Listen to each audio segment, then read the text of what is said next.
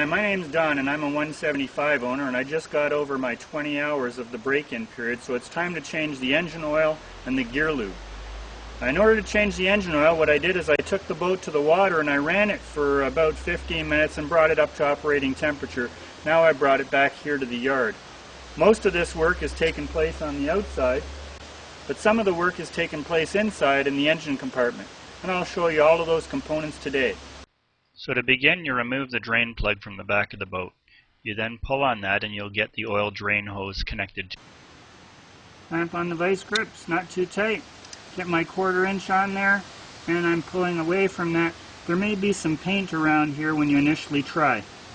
I'll take that off now. Pull it out. Remove your dipstick and the oil filler cap to allow the oil to flow more freely into your recyclable container. When the recyclable container is almost full, then you're going to want to replace your oil filter. Remove your oil filter by attaching a filter wrench.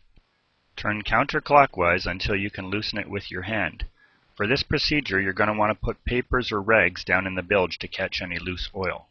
For your new filter, you want to lubricate the seal by dipping a small amount of oil on your finger and running it around the seal. The other thing you're going to want to do is go down to the area where you removed the old filter and clean it off before you install the new filter. I'll go back in again.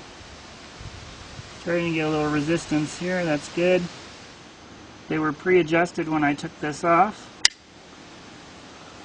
I've got my 1/4 inch, and I just rotate that. Okay, now I'm going to tuck this back into the boat.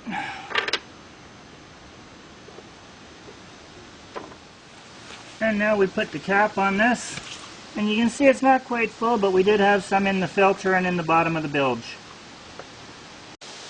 Okay, so here we are back at the motor compartment.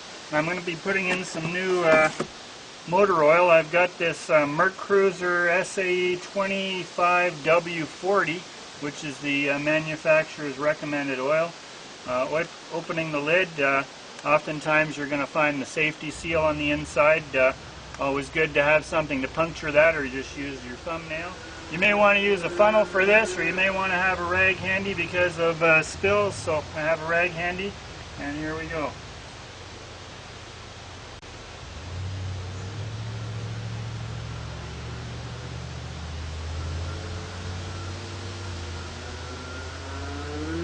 Simply let it run in, flows in nice and smooth.